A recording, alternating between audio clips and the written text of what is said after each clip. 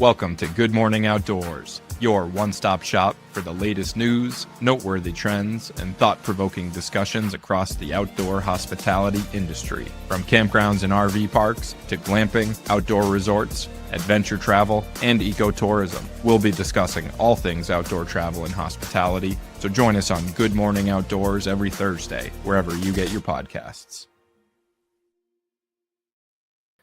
Good morning. Good morning.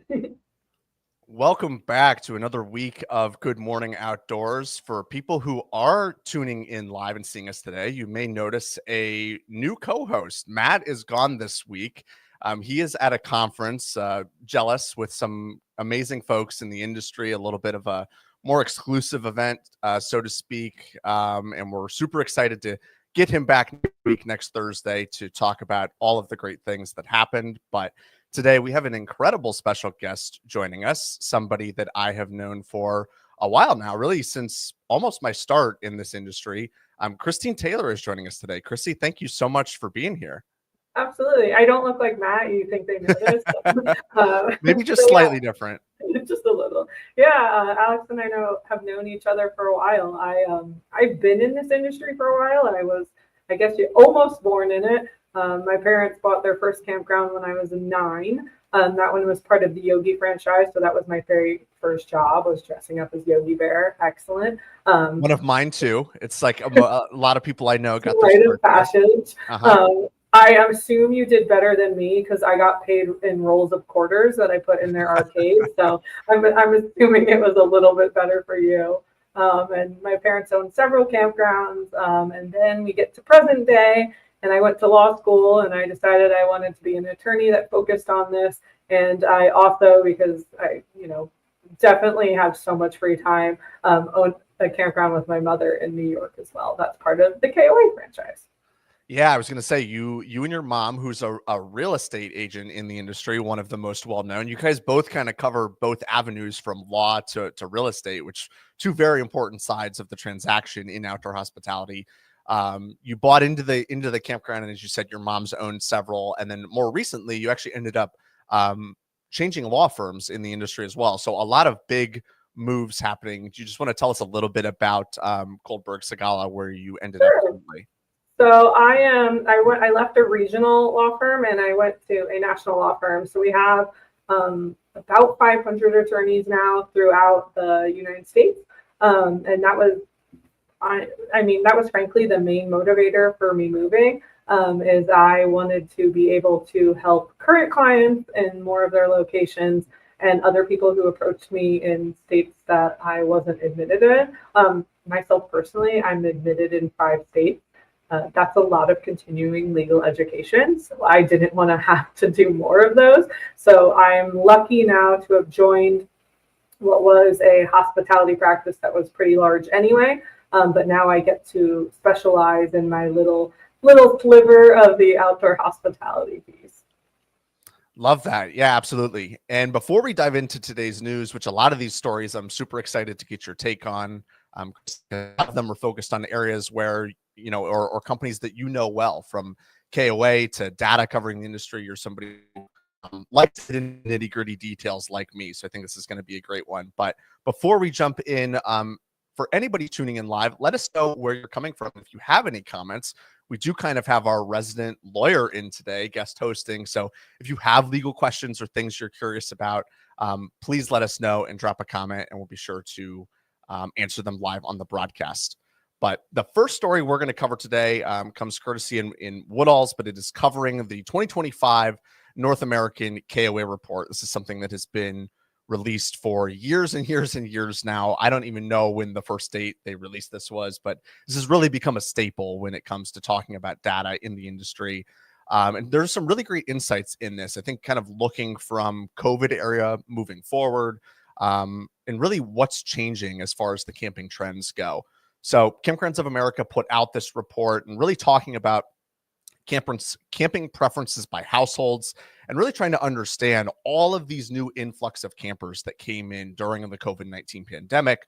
Are they going to stay? And is this something that the strengthening of the industry, and what's kind of happening. So really interesting chart, if we could put it up on the screen, talking about camping preferences by households, really looking at the breakdown of tents, RV sites, or RV campers, as well as cabins and glamping. And, it's sort of, I thought, interesting, the number of expansion we've seen, particularly in tents and glamping, and sort of a little bit of a reduction in RV and RV travel, from this data, at least. Christine, is this something that you're seeing at your campground, and something you see when talking with clients, or what? How do you feel about this data and how the trends are sort of shaping up here? Oh, Chrissy, I think you're muted here. It doesn't entirely surprise me because it just has to do with the aging of the populace and the kind of the new people coming in. So the traditional, for lack of a better term, boomer model was a lot of RVing. Like, that's how I grew up, right? We took our RV, we drove up and down the coast, we did all those type of things. And I think that's reflective of what people were looking for then. I think that camping has gone a little bit more experiential now, and that kind of glamping piece, whether solely glamping facility or glamping units on a campground, I think that's more appealing. Tent has always kind of been the gateway to camping, if you will. It's a low cost barrier of entry.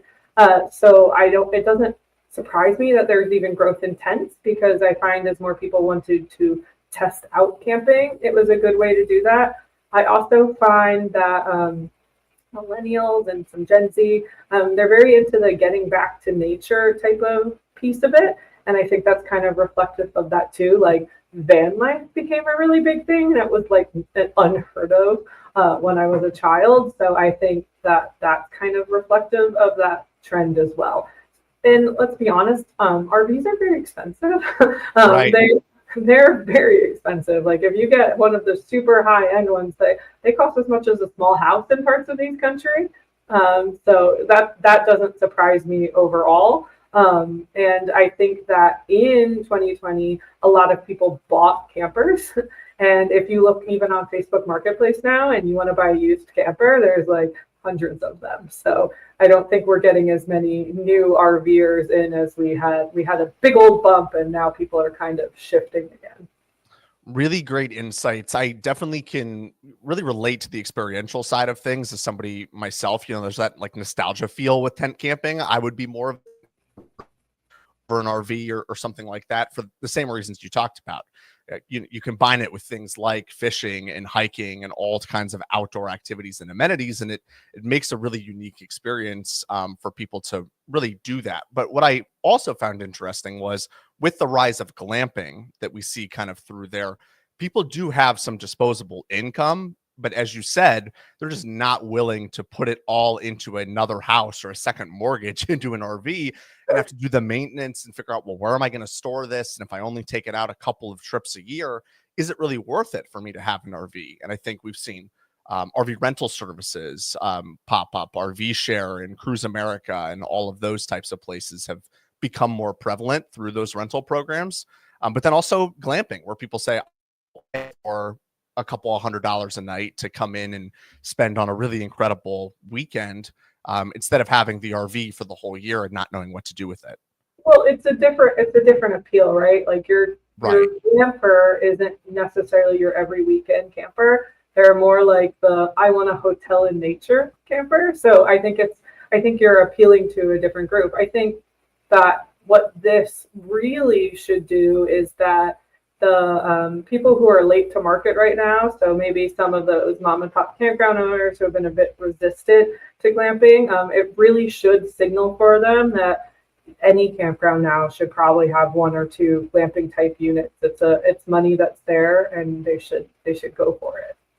I'm always a big fan of, like, look at the low sites that you have that aren't generating any money because you can't get a nice RV in them and tent campers don't want them. There could be inland sites, maybe tucked back in the woods. Those are perfect for glamping units, especially having that tucked away, secluded feel. What RVers and tent campers don't want sometimes is what the glamping customer actually wants, which is really nice because you can kind of address your property and find those holes to come in and fill in, which I think is important. Yeah, absolutely. And you'd be surprised how quickly you can turn that worst site into your most profitable one by just plopping something on it. Exactly. Our next story really kind of complements. We're talking a lot of data today for people who can't kind of maybe want to get a read on where things are going, which is super exciting to me. I think it's great because obviously we're both involved in the operation of campgrounds in some form or fashion, but also have some outward external experience looking at these things as well. Go RVing in conjunction with RVIA also puts out some really great reporting. Obviously, Go RVing being the public consumer facing marketing arm of the RV industry. They put out what's called their RV owner demographic profile and really trying to look at the millennial and Gen Z owners and campers, as you touched on, Chrissy. So diverse in this, information from Hispanic campers, African Americans, Asian, LGBTQ. It seems like, this is like 30% of all campers today, especially younger folks, like both of us, kind of under 40. It's becoming more diverse than ever, which I think is a really great sign. And they also highlighted young families are a lot of times the people that are buying into travel trailers or buying the fifth wheels and the things that, yes, cost more, but also provide extra space for these folks. I'll throw it your way and ask again, is this something that you're seeing at your campground? Or how do you sort of take this data and what does this tell you about where the industry is going moving forward? Well, it tells me that camping is still something we can do even when the economy squeezes you. We owned a campground through the last recession, and what it did was kind of change people's travel plans. And even as we saw in the pandemic, I joked that camping was pandemic proof, but really what it is it's kind of recession stable, because people who would fly somewhere are now driving closer in their locality, or if they don't want to drive, maybe they go get a seasonal site because they save on that gas. It's changing how we do vacations. I fly really often. I often bring a child with me to my work conferences, and it is very expensive to fly now, and flying is kind of a crapshoot, and it's not great. And, hotels are still pretty expensive. And then these kind of things that we were paying to go to, whether it was an amusement park or something else, they're all kind of gone up in price. And you feel a bit nickeled and dimed. I find for a small family, if you go to a campground and all of their stuff is included in the price you paid per night, that's great. Like campgrounds have, activities or live music or water parks or all of these type of things. And the last appeal of a camper is it's your own dirt. Like I brought my 7-month-old with me to the Campground Solutions Summit West conference, and I wouldn't let her crawl on the ground because I don't know where my hotel room ground has been and how clean it is. Right. But would I let my daughter crawl in my camper? Yes, because that's my dirt. I know how clean it is. So I think for families, especially if they were still a little hesitant about germs and whatnot as a result of the pandemic, like campers feel safe. It's my stuff. I know how clean this is. And when you have small kids, that takes one of those like mental things you have to think about away from you, because I have their stuff in there. I know that it's clean. I think that's good. And then I think the last part is security. Campgrounds feel secure. I still see at our campground, people be like, "Bye, child," and their kid just like rides their bike up and down the road. I mean, I find that people are now even hesitant to do that in their own neighborhoods. So I think camping still provides that safety to parents, whether it's false or not, who knows? But I think that's why camping is still so appealing to people who are having kids. I think the shift is that it's not so much Gen Z as it is older millennials, is because we waited longer to have kids. So I think that is part of the shift, is that we're older parents than our parents were. So I think that accounts for some of the disparity between younger millennials and older millennials. Yeah, it makes a ton of sense. And as you mentioned, even, younger families look for things like the activities and preferences and the kind of things around the campground too. To your point of it's about entertainment. As somebody who, I had my start at a Jellystone. You're obviously very familiar with both Jellystone and KOA. Both of those franchises provide all of those types of activities and amenities and things to just keep the family entertained, and where mom and dad can actually just get a little bit of a break. And I think that the things that not only occupy the campground itself, but the things that surround it in the community. What's the festival or the event or the attraction I can go take my kids at for the day? It's always been important, but I think especially today, it's more important than ever, especially this data highlighted a lot of technology being ways in which people are obviously finding information, from social media to your website to really doing the research prior to making that trip, to say, I don't want to get here and have my expectations be disappointing and not be what I thought I was going to get. And I think that research component, looking at the attractions, looking at what's going on, and you highlighting that as the park owner, has become incredibly important. Are you seeing similar? Yeah, absolutely. I think, I mean, even if you talk to people who specifically do the marketing for campground, that's the kind of data that they're now trying to drive. If you can find a local event, because it's just, if it's in the area, that's just kind of another add-on. I mean, for better or worse, we are now people who are used to being entertained all the time. We carry little computers around with us. I don't know how to sit and do nothing anymore. Camping at least provides a way for me to do something that isn't staring at a screen. But I also conversely think that technology and adapting it is also very important. We are now entering that there are now people who are adults who don't know a life before the internet, right? Like that's where we're at. I joke that when we owned our first campground, when you sent a survey out to people, it was paper. Like we had to shove them in envelopes and mail them out. Now someone can give me a 1-star from my campground. They can still physically be on my campground. I give you a 1-star review. So I think being adapted to technology is very important right now for campground owners, because that's what the camper is looking at now. That's what I do. I check everything out on an app or whatever. I want to know. I'm not stepping into anything blind anymore. I get to look at everything before I ever set foot on the property.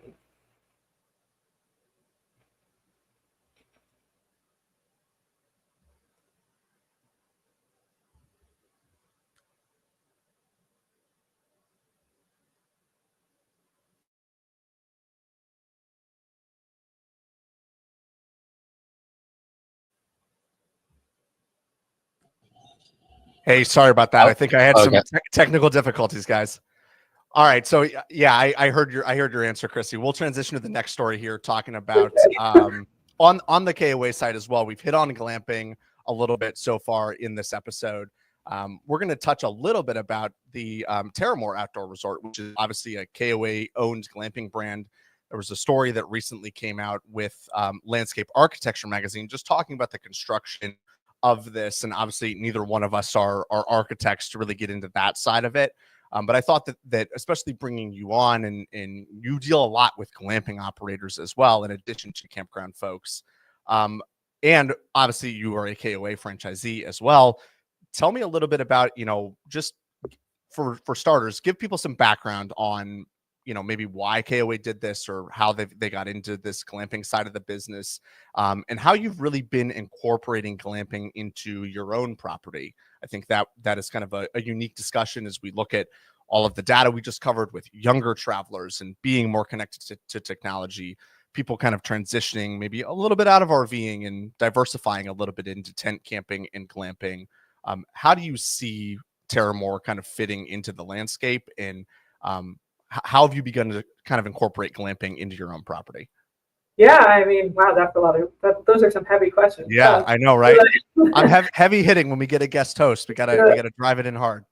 Well, I mean, I think so. KOA as a franchise, this is actually the third KOA that my family has, but they've had some internal initiatives that I'm not sure the general populace knows about, but they've been focused for a long time, even from the campgrounds, on inventive experiences and green experiences. And I think Terramor was kind of marrying those two ideas that were already in the franchise system into a unique property. So they spent a lot of time looking at what was environmentally friendly and bringing that into that property, that specific one that was flagged in that article.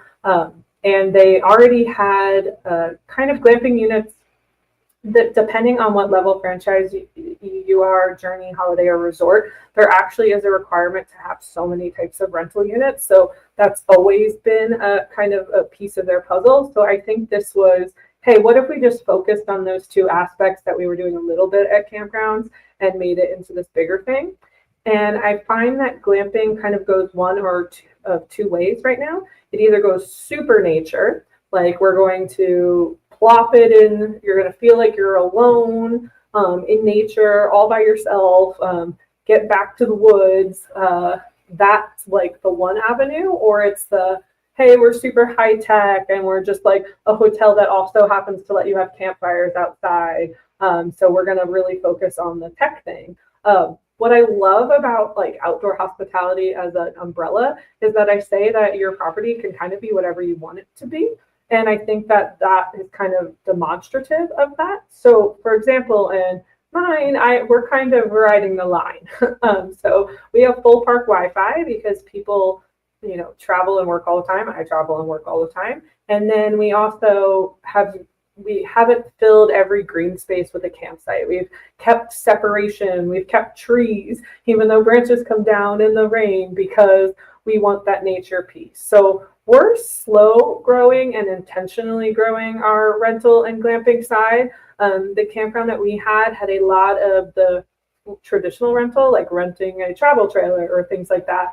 And we put in the 2 park model cabins last year with real furniture and bigger kitchens and things like that to try to appeal to that more higher end. The next thing we want to do is to focus more on that experiential side of glamping and the units that, whether that's a dome or something like that, something that the average person wouldn't have already had an experience staying in.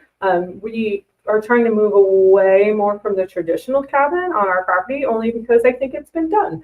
Every other campground we've had before, we had lots of cabins and they were rented and it did appeal to the same type of guest. But I think that you pull some of that younger crowd by making it, for lack of a better term, an Instagram moment. Having like, I got to stay in this cool, crazy looking dome thing, look at this. And the best marketing and the freest marketing I can have is other people sharing that kind of thing organically. So that's kind of where we're moving, is to try to move towards those. And I think that you have to be adaptive to the market, and it's okay to try some things and see how it goes. And you can grab into the glamping market with different price entry points, like whether that's a canvas tent, I'd say that's on the lower end side of an economic lift, or there are some crazy high-tech spaceship looking park models now that are pretty awesome. So I think that's kind of what I'm reflecting on, is driving them there for an experience now. Completely agree. I love it. Within the glamping space, it's all become intentional, right? Where the goal sort of RV park past, if you were looking at constructing things, was how do we fit as many RV sites as possible into this given plot of land? And obviously making sure that you had all the utilities, the RVs that came into the property were able to fit. But it was really a numbers game of trying to, what are the few amenities I'm going to put in to draw people here, whether that's a swimming pool or a playground, and do the activities to make it a fun family camping environment. But it was really just, how do I pack the sites? Where with glamping, and even with the Terramor project, they took what I think was around 100 sites and brought it down to about 60, which it's more of an intentional feel of, okay, we're not going to need to fit as many units as possible. We're going to be able to charge more per night for these things. We're going to be able to make the accommodations stand out and really have that sense of place and be more experiential in nature. And I think that the intentionality element of it is something that I really love to see, because it means we're giving a better product as a camping industry into the market, rather than just worrying about how many RVs can I cram in my campground at any one time. Yeah, I absolutely agree. I think that you also kind of flagged for me something we were talking about earlier, that there's a campground for everyone, right? So I think it allows some creativity to seep into your operations, and you can kind of pick the clientele that you're looking for by the features and the property you've designed. So I think that's fun, that we don't have to be the same as, the campground 5 minutes down the road from me. We can be different and both be profitable and just be pulling different clientele.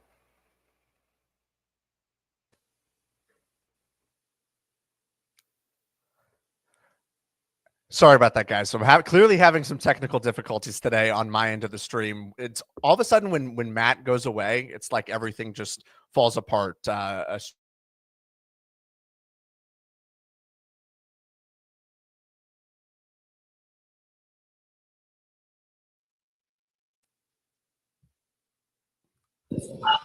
All I right, think I'm back. ladies and gentlemen. Okay, Chrissy, I was like, I'll give you sort of a. Well,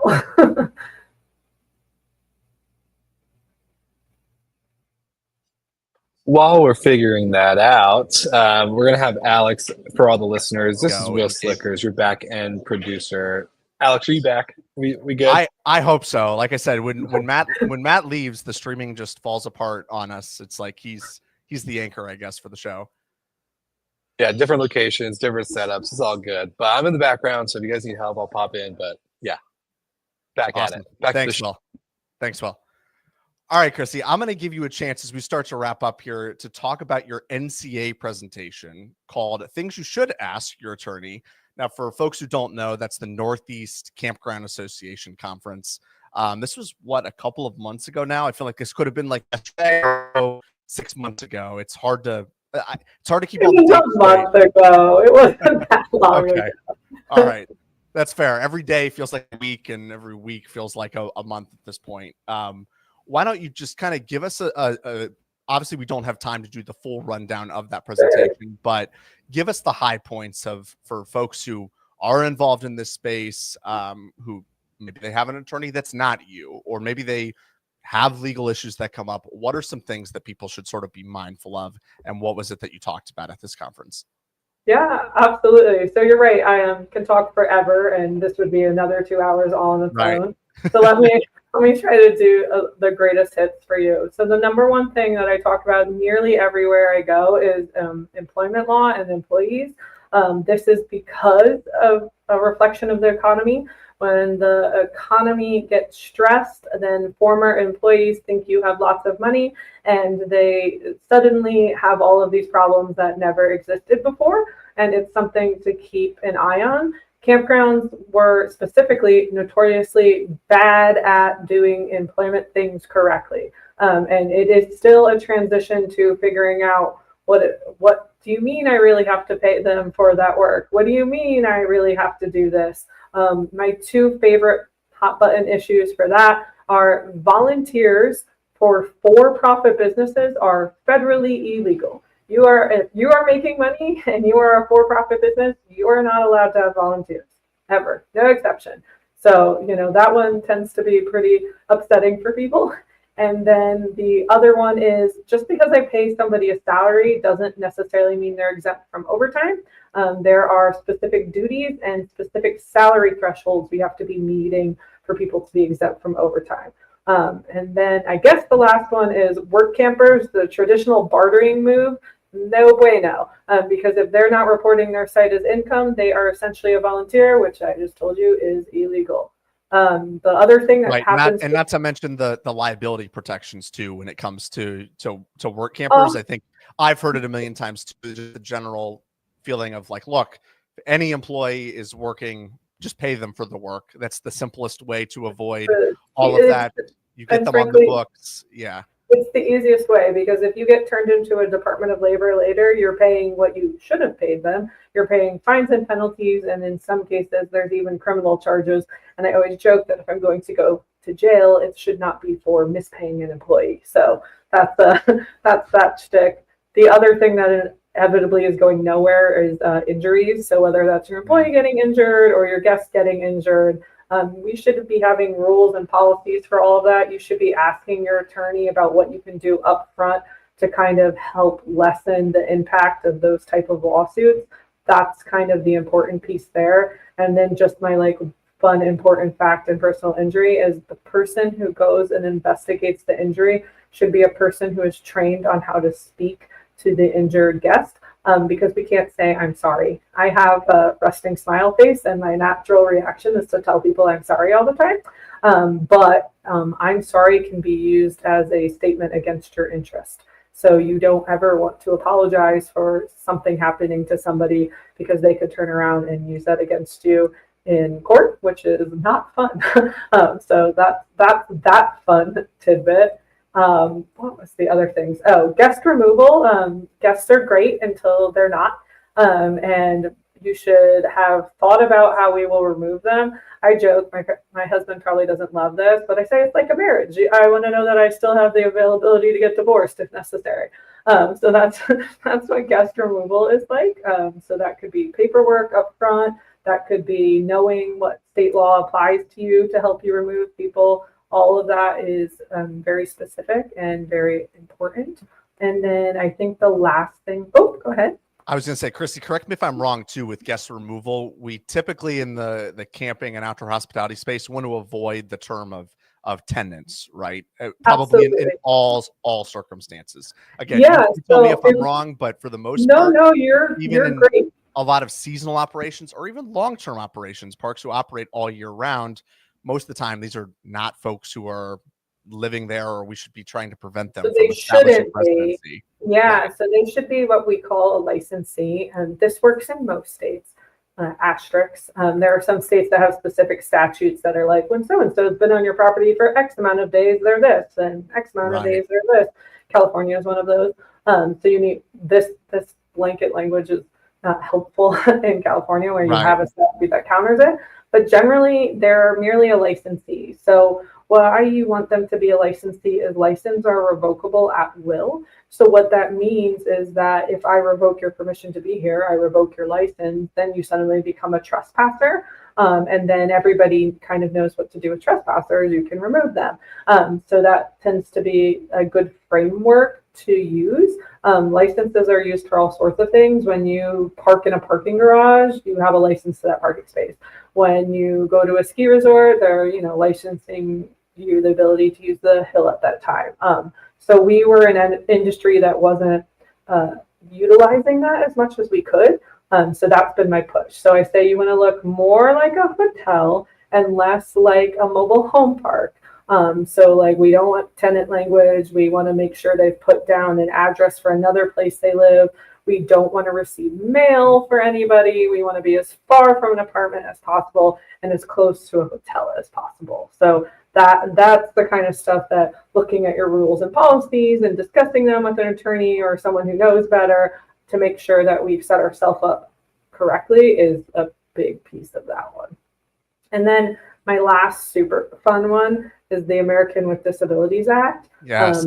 I was going to mention this, especially in New York, the ADA lawsuit in recent years has been huge. So they're not going anywhere. So there's a couple avenues that they come in. The one that is been around and been my nemesis for 6 years now are the website lawsuits. The same attorney that I settled a bunch of them with in 2019, I just settled another case with 2 months ago. So he's still doing these suits. It's very easy for them. They use basically the same complaint and then plug and chug the new business in it.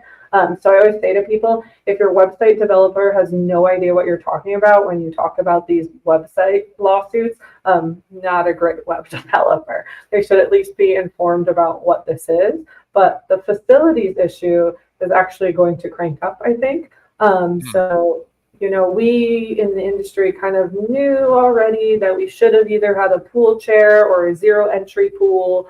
That's supposed to be compliant. You can know about ramps and store access and things like that.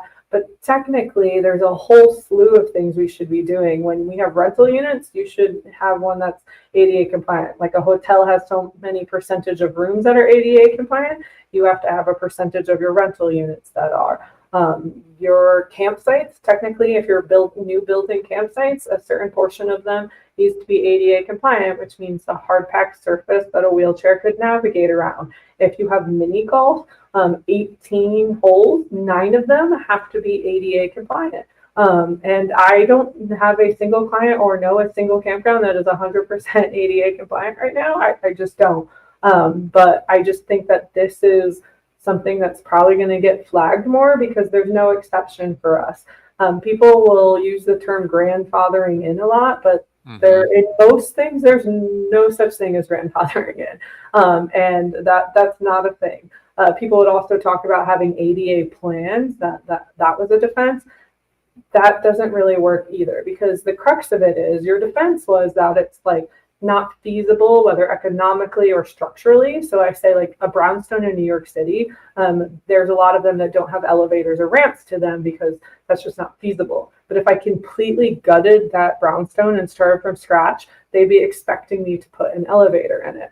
So I can't say, I don't have the money to have a compliant bathroom and then put in a water park. Like that's not going to fly. You know, it might be unfun money. It doesn't look like the sexy thing on your property. But if you're investing money in your property, you also have to be investing it into ADA things. Because again, they traditionally call these kind of drive-by lawsuits, but they basically will be like, oh, I see that it's not compliant. And then they'll nab you for it. And they're always something that is settled. It doesn't make economic sense to fight them because you don't have a defense. You're compliant or you're not. So, you know, this is another avenue where it's really easy for an attorney to come in and nail a bunch of people at one time. So I want to flag that for people that if you're investing more money into your business, please also invest it into ADA compliance. Yeah, really great note. Definitely not a fun subject to talk about here to end today's show with the potential sort of lawsuits and, as you said, flagging issues for parks. But you're always a good word of wisdom for people, and you know it too on the back end. You operate properties. You've grown up in this station, very familiar with how campgrounds work, and that's I think why I love your legal take on it too, because you practice what you preach and you know what you're talking about in this space. Well, I try. That's for sure. Well, Christine, thank you so very much for joining us today and for filling in for Matt. I appreciate everybody for bearing with me being the one who had so many tech issues today, but I think we made it through it. This was a good run without Matt for this one. So, Chrissy, thank you again for joining us and really appreciate having you on. Absolutely. Thanks so much for having me. Bye. Thanks, everyone. We will see you back here next Thursday, live at 10 a.m. Eastern for another edition of Good Morning Outdoors. We'll have Matt back to talk all about his conference experience and recap another great week in news. Bye, everyone. See you soon.